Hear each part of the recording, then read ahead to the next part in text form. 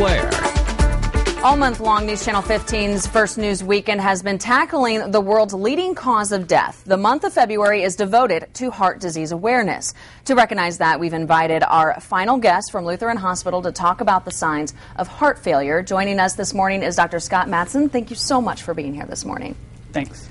The causes of heart failure, what are they? Well, heart failure is an old descriptive diagnosis that really pertains to a whole large number of conditions. The symptoms are that of shortness of breath, especially with activities or while laying down, and swelling, especially in the dependent areas like the legs. That's an old term. The causes are very, very many, and not even all the things that are labeled heart failure are truly heart failure.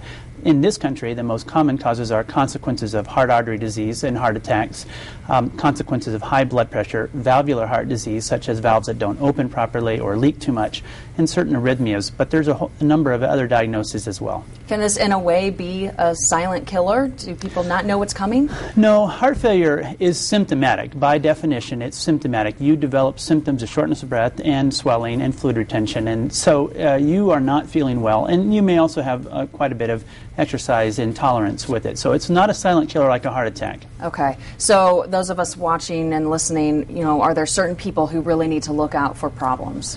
The people that are going to run into symptoms of heart failure are those people who have chronic and poorly controlled blood pressure in particular, those people who have heart artery disease, and it tends to be a disorder that becomes increasingly common as people get old.